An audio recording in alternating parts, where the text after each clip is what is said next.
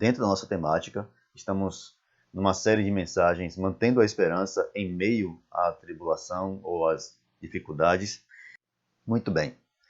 Meus amados, quero convidar os irmãos a abrirem as suas Bíblias no Evangelho de João, capítulo de número 21. E vamos ler a partir do verso 15. Evangelho de João, capítulo de número 21, a partir do verso de número 15.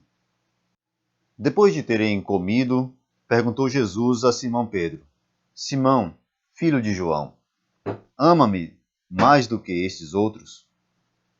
Ele respondeu: Sim, Senhor, tu sabes que te amo. Ele lhes disse: Apacenta os meus cordeiros. Tornou a perguntar-lhe pela segunda vez: Simão, filho de João, tu me amas? Ele lhe respondeu: Sim, Senhor, tu sabes que te amo. Disse-lhe Jesus: Pastoreia as minhas ovelhas. Pela terceira vez, Jesus lhe perguntou: Simão, filho de João, tu me amas? Pedro entristeceu-se por lhe ter dito pela terceira vez: Tu me amas. E respondeu-lhe: Senhor, tu sabes todas as coisas, tu sabes que te amo. Jesus lhe disse: Apacenta as minhas ovelhas. Em verdade te digo, quando eras mais moço, tu te cingias a ti mesmo e andavas por onde querias. Quando, porém, fores velho, estenderás as mãos e outro te cingirá e te levará para onde tu não queres. Disse isso para significar com que gênero de morte Pedro havia de glorificar a Deus. Depois de assim falar, acrescentou-lhe: Segue-me. Então Pedro, voltando-se, viu que também ia seguindo o discípulo a quem Jesus amava, o qual na ceia se reclinara sobre o peito de Jesus e perguntara: Senhor, quem é o traidor? Vendo, pois, Pedro, perguntou a Jesus: E quanto a este? Respondeu-lhe Jesus: Se eu quero que ele permaneça até que eu venha, que te importa? Quanto a ti, segue-me. Então se tornou corrente entre os irmãos o dito de que aquele discípulo não morreria. Ora, Jesus não disse que tal discípulo não morreria, mas se eu quero que ele permaneça até que eu venha, que te importa? Este texto de João, no capítulo 21, o capítulo que fecha o livro do Evangelho de João, que faz uma... O Evangelho de João ele é diferenciado. Nós temos 4 evangelhos e os 3 primeiros evangelhos são chamados de sinóticos, que vem da palavra sinote, que quer dizer a mesma visão. Sinóticos, que é a mesma visão, o mesmo olhar. As histórias de Mateus, Marcos e Lucas são muito próximas, muito parecidas. Eles contam a mesma história com algumas nuances, com algumas coisas diferentes, a maneira de cada um contar. Mas o Evangelho de João, ele é bem diferente. João não conta a respeito do nascimento de Jesus. João não se preocupa com todos os milagres que Jesus fez. João está preocupado com uma coisa que ele fala muitas vezes, que é o fato de que é necessário mostrar que esse Jesus é o Filho de Deus. É por isso que ele começa o seu livro, no capítulo 1, na pré-eternidade, enquanto nada existia. No princípio era o Verbo. O fato de João colocar Jesus no princípio, e ali não é o princípio do mundo, ali não é o princípio da criação, mas no princípio, quando ele disse, quando tudo começou, ele estava lá. E João vai mostrar que Cristo, que Jesus, não só é o Cristo, mas esse Cristo é o soberano sobre todas as coisas. A visão de João aqui no Evangelho é a mesma visão que ele tem em Apocalipse do Jesus glorificado, do Todo-Poderoso. Ele vai mostrar as obras desse Jesus, a maneira como ele encarnou, ele se fez carne, habitou entre nós, se colocou entre nós. E o Evangelho de João vai contar toda essa história. Mas é interessante que algumas questões de João são muito particulares. E esse capítulo 21 é uma das passagens mais amadas, principalmente por pastores, por ser o chamado de Pedro para o ministério pastoral. Mas eu não quero falar hoje sobre ministério pastoral. Eu não quero falar hoje sobre o chamado pastoral de Pedro. Mas eu quero, na mesma temática que temos trabalhado, de manter a esperança em meio às tribulações, mostrar a graça de Deus, a graça de Cristo, restaurando um homem que já tinha perdido a esperança tempos atrás. Nós conhecemos a história de Pedro. E eu já preguei sobre Pedro algumas vezes. Inclusive nós pregamos e nós passamos uma conferência inteira de aniversário da igreja estudando a epístola de Pedro, dos peregrinos, da igreja peregrina. Mas esse texto tem algumas lições para nós que passamos por dificuldades e tribulações nesses dias. Esse texto tem algumas nuances que cabem, irmãos, em nossas vidas, que cabem em nós. Em primeiro lugar, no capítulo 21, no versículo de número 3, Pedro desiste do ministério. Pedro desiste de tudo que Jesus tinha chamado ele a ser. O fato de Pedro abrir mão do ministério não era fraqueza, não era uma indolência, não era porque Pedro não era um homem vigilante, mas porque Pedro foi assaltado pelo desespero, pela perda do seu mestre, pela perda de perspectiva, pela perda de qualquer possibilidade de cumprir o chamado que o Senhor tinha estabelecido no princípio. Para Pedro, esse tempo, esse momento, tinha acabado. Para Pedro, esse momento tinha passado. O mestre tinha morrido, tinha ressuscitado, mas não estava entre eles. E já fazia alguns dias que Jesus não aparecia mais. Depois de ter aparecido entre eles, depois de ter perdoado a Pedro de maneira maravilhosa, o apóstolo Pedro foi aquele homem que traiu Jesus e por 3 vezes ele nega ao Senhor e ele chora amargamente e ele tem um arrependimento profundo e ele ouve a notícia de que Jesus não estava mais no túmulo, havia ressuscitado e ele corre para o túmulo. Todo esse espanto de Pedro, toda essa agonia de Pedro é porque ele tinha um coração quebrantado, um coração que estava destruído pela possibilidade de ter perdido a única coisa que realmente valia, sabe, poderia mudar a sua história, a sua perspectiva. A esperança de que o Deus Todo-Poderoso, o Deus Eterno, o havia dado, o havia escolhido, o havia chamado. E ele havia negado esse chamado. Jesus perdoa Pedro. Jesus faz no meio deles. Jesus diz a eles: paz seja convosco. E para a maioria de nós, talvez isso já fosse suficiente. Mas Jesus tem algo além para dizer a Pedro. Para dizer a João também, que é quem está escrevendo essa história. Pedro e João eram companheiros muito próximos durante muito tempo no ministério. Pedro e João são os que vão juntos ao templo na hora da oração, lá em Atos capítulo 2 e 3. Pedro e João estão juntos na pregação em alguns momentos. Pedro se preocupa com João. Essa amizade dos dois e essa aliança que havia entre eles, talvez seja um motivo pelo qual João se preocupa em escrever aqui, no capítulo 21, especificamente a história final do apóstolo Pedro. Final aqui, do encontro final com Cristo. Então Pedro, no capítulo 21, verso 3, ele desiste de tudo e chama os demais discípulos e vamos pescar. Acabou. Não há mais o que fazer. Eles vão pescar e na pescaria em alto mar, depois de passadas muitas horas, não pegaram nada, não pescaram nada, não conseguiram coisa nenhuma. Eles olham para a praia e tem um homem lá com uma fogueira, pão e peixe, que os chama de filhos, que João reconhece a voz, que diz a Pedro, é o Senhor, que faz com que Pedro se lance às águas e atravesse aquela distância que ainda tem a nado, que se assenta em silêncio diante da fogueira e que ouve estas palavras de Jesus. Ninguém dizia coisa nenhuma. Ninguém tinha coragem de falar nenhuma palavra. Até que no versículo 15, Jesus quebra o silêncio e diz: Pedro, filho de João, ama-me mais do que estes? A pergunta de Jesus é inquietante, mas ele tem um propósito com ela. Interessante que Jesus pergunta: você me ama mais do que estes? Mais do que os demais discípulos? Ora, foi Pedro o único que negou a Jesus. Essa negação está no coração dele, apesar de Jesus ter falado com ele, mas ele não tinha havido essa conversa sincera entre eles. Jesus não havia ainda sarado completamente essa ferida no coração de Pedro. Ele responde: Senhor, tu sabes que te amo. Então Jesus dá uma missão a Pedro: apacenta as minhas ovelhas.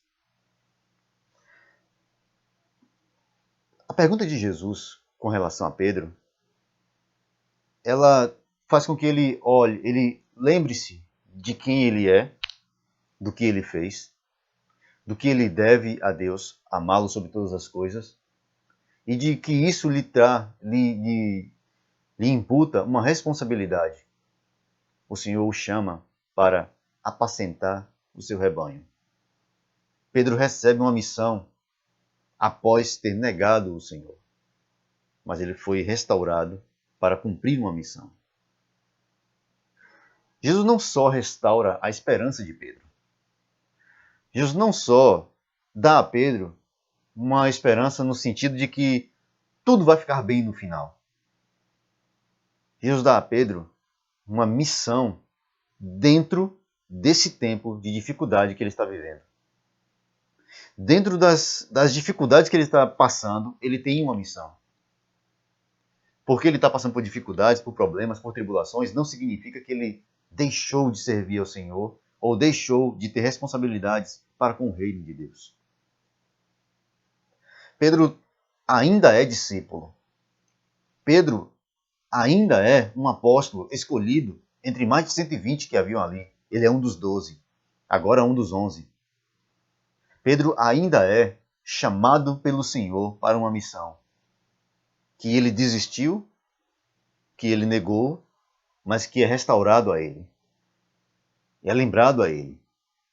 E é lembrado a Pedro que essa missão que ele vai cumprir, ele não vai cumprir apenas porque é um mandamento, é um mandato, é uma ordem de Cristo, é um ide que ele tem que obedecer. A missão de Pedro está relacionada ao amor que ele tem pelo seu mestre. Pedro, tu me amas? Então, apacenta meu rebanho. É isso que motiva a missão de nossas vidas.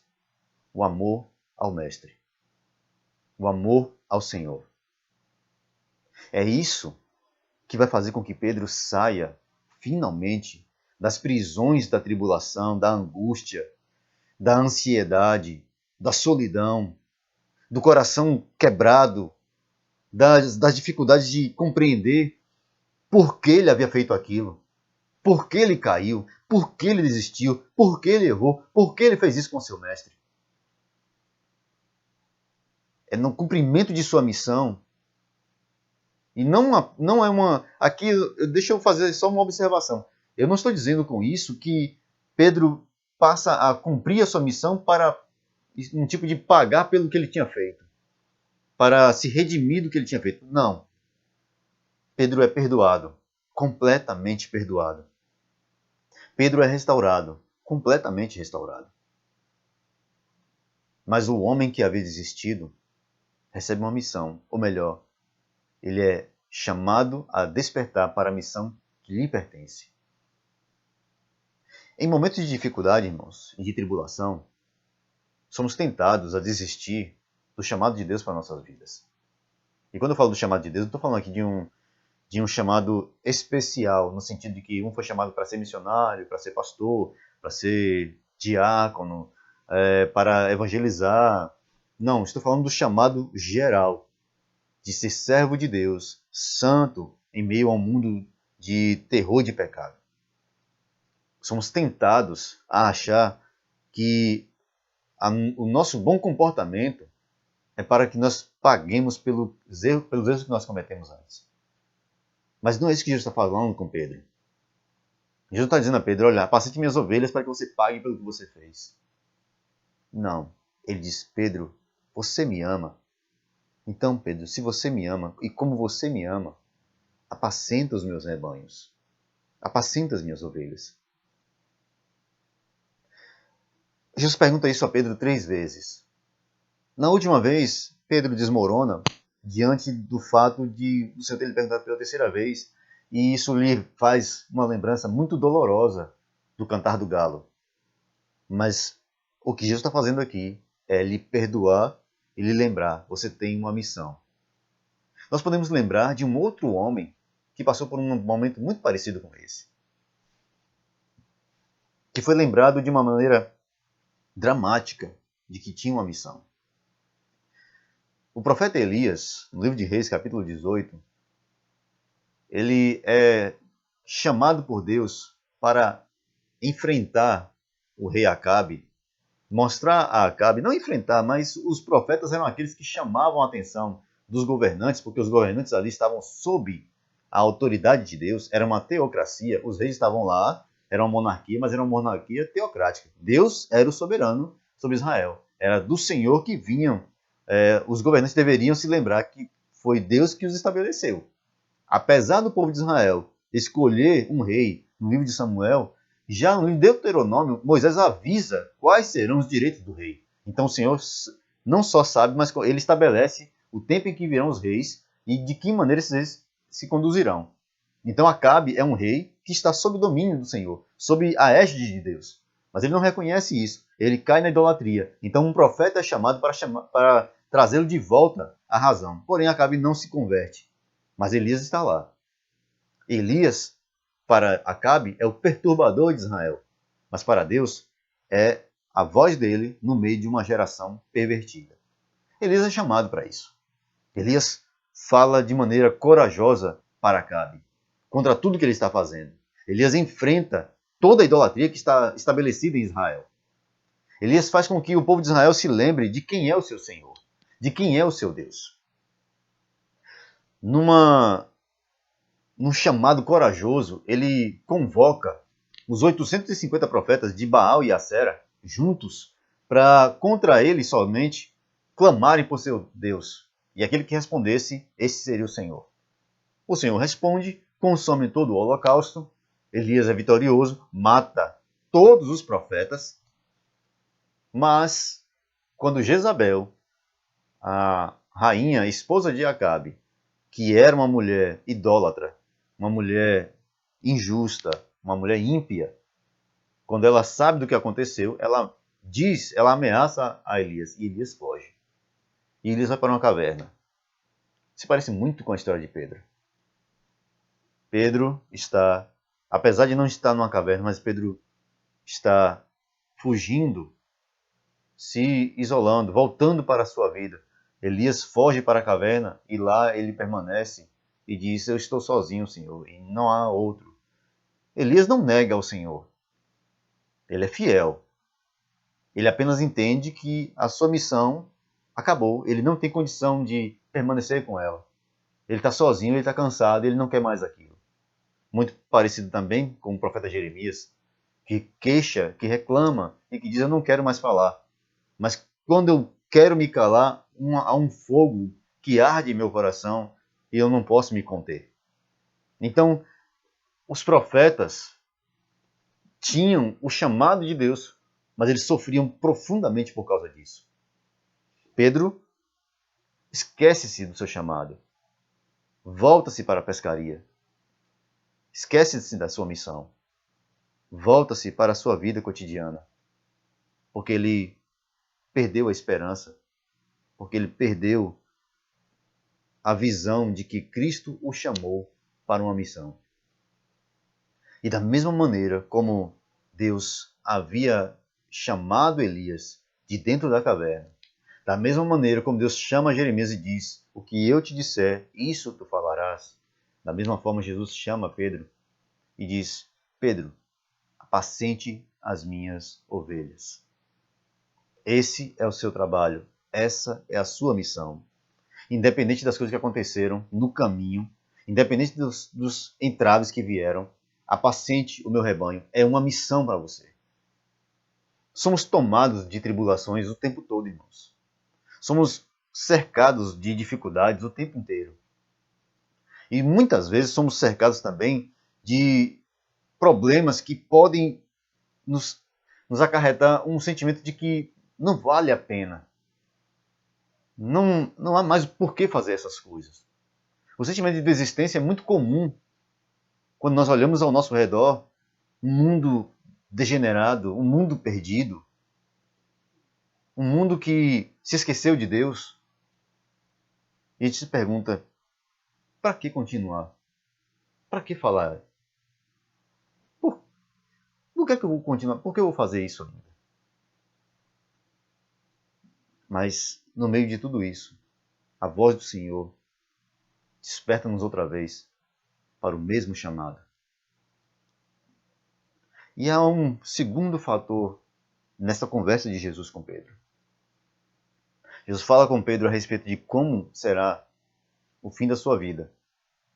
Ele mostra a Pedro como vai ser quando ele for morto. E a gente sabe pela história que Pedro foi morto aproximadamente no ano 64, 63 depois de Cristo, sob a égide do imperador Nero, que manda matar os dois, tanto Paulo quanto Pedro, provavelmente no mesmo dia lá em Roma. Ele é crucificado de ponta cabeça, mas de qualquer forma, o que chama a atenção é que Pedro, quando ele recebe a ordem de Cristo para ele, e quando Jesus fala a respeito do fim de sua vida, ele se lembra de João, do seu companheiro, do autor desse evangelho, e diz: Senhor, e quanto a este, o que será dele? E Jesus diz: olha, Pedro, o que vai ser de João não importa para você agora. Se eu quero que ele fique até o final, é a questão. Se eu quero que João viva mais do que você, se eu quero que João permaneça até o fim, se eu quisesse fazer de João um ser eterno, isso não importa para você. Ouça o que eu estou falando para você. Aqui entra uma questão muito importante, irmãos. A missão que o Senhor nos entrega, e no meio dessas dificuldades que nós estamos sofrendo, a tentação de nós olharmos para os demais e tentar medir a nossa espiritualidade por outras pessoas é muito perigoso. É muito perigoso olhar para as circunstâncias, olhar para os exemplos ao nosso redor e tentar medir onde nós estamos, em que nível nós estamos. Jesus tem uma conversa com Pedro e é sobre a vida de Pedro. Precisamos olhar para as Escrituras e nos medir por ela primeiro, antes de nos lembrarmos, de pensarmos sobre outros e sobre os demais, sobre a igreja em si. Tenho falado bastante sobre isso e eu volto a repetir. Irmãos, não tenham pressa de dar opiniões sobre qualquer assunto nas redes sociais, nos debates, nas conversas. Não tenha pressa de expressar opinião e não tenha nenhuma dificuldade em dizer não sei, não conheço, sobre isso, não tenho conhecimento suficiente para falar. O que Jesus nos deu a fazer foi pregar o Evangelho. Esse Evangelho da graça de Deus. Esse Evangelho que nos arranca desse egoísmo em que nós vivemos muitas vezes. Jesus está tratando com Pedro um fato que talvez esteja no coração de muitas pessoas. Uma preocupação consigo mesmo. E um esquecer-se da glória de Deus. Pedro volta para a pescaria porque ele tinha desistido do chamado mais excelente. Onde foi que Cristo chamou ele? Pescando. E o que Jesus disse para ele? Farei de você um pescador de homens, um pescador de almas. A partir dali, Pedro não mais pescaria peixes. A partir dali, a carreira de Pedro acabou. A partir dali, Pedro era um pescador de almas. Assim como Paulo, assim como João, assim como Filipe, Mateus, Lucas, Marcos, Priscila, Áquila, assim como todos aqueles que deram as suas vidas por amor ao Evangelho, todos chamados de forma específica para a glória de Deus. Todos eles passaram por imensas dificuldades. Todos eles passaram por imensas tribulações. Mas aonde é que se renova a esperança desses seres, dessas pessoas, desses homens e mulheres? Onde é que eles firmam os seus pés para que tenham esperança? Onde é que a esperança de Pedro é renovada aqui? Talvez muitos teólogos dizem que os apóstolos só foram renovados em esperança no livro de Atos dos Apóstolos, capítulo 2, quando o Espírito Santo é dado a eles são cheios do Espírito e falando em outras línguas e profetizam e recebem os dons e passam a pregar o evangelho com ousadia. Todavia, são nessas conversas de Jesus que o coração dos apóstolos é preparado para a missão que eles receberão. A dádiva do Espírito sobre eles e o domínio do Espírito na vida deles era o selo daquilo que Jesus já tinha feito. Era o fechamento de algo, de um trabalho que o Senhor já tinha começado no coração deles. O que acontece em Atos capítulo 2, ou capítulo 3, quando o maravilhoso discurso de Pedro, que pesca 3.000 almas para Cristo naquele dia, aquelas 3.000 almas da pescaria maravilhosa de Pedro lá, capítulo 3, é resultado desta conversa aqui do capítulo 21 de João. É resultado dessa caminhada com Cristo durante muitos anos. E o que renova a esperança de Pedro é saber que o seu Senhor estará com ele todos os dias. Que o seu Senhor não deixa que ele volte para a sua antiga vida.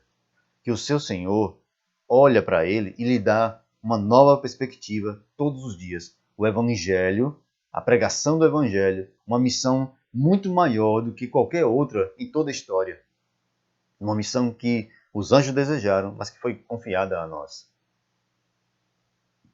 A nossa missão, irmãos, deve ser um renovador da nossa esperança.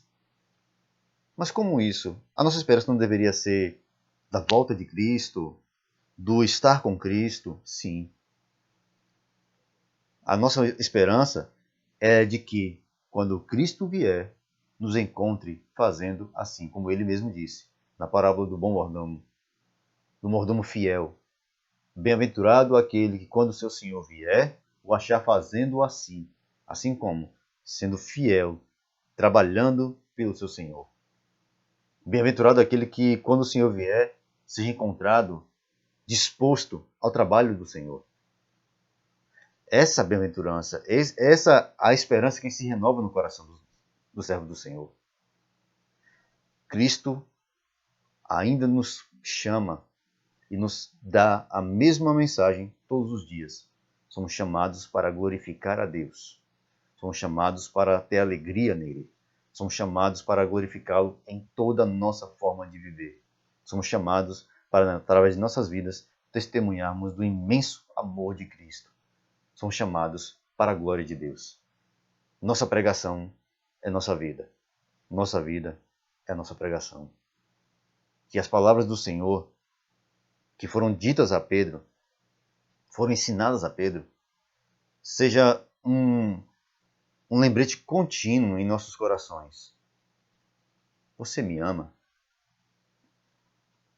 Em que grau está o seu amor por seu Senhor? Você me ama mais do que os outros? Você me ama acima de todas as coisas? Você ama o Senhor acima de você mesmo, das coisas desse mundo, das coisas dessa vida? O amor do Senhor nos tira de toda a tribulação, ansiedade e angústia. O amor do Senhor, o amor pelo Senhor, revelado a nós em Cristo Jesus. O amor de Cristo que nos arrasta para a sua graça. Nesse amor, irmãos, nessa graça, nessa alegria em Cristo Jesus, em estar satisfeito nele, a nossa esperança se renova todos os dias. A esperança de Paulo não era apenas ter a vida eterna. A esperança dos apóstolos não era ter a vida eterna. A esperança que a Bíblia nos dá não é de uma vida eterna. A esperança que a Bíblia nos dá é de que essa vida eterna é com Deus, o nosso amado. A esperança que os apóstolos tinham era de ver outra vez o seu Senhor. Isso renova a nossa esperança.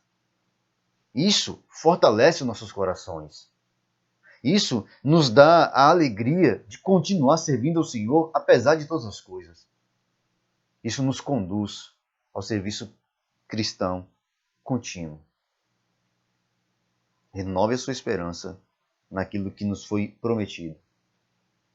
O Senhor virá outra vez, nos levará para si mesmo, para que onde Ele estiver, estejamos nós com Ele. Foi com estas palavras que Jesus fala aos discípulos e que encerra o seu discurso com eles. Foi com essas palavras que o apóstolo Paulo consolou os tessalonicenses a respeito dos mortos, quando ele disse: ora, não sejam como os demais que não têm esperança, mas creiam nisso,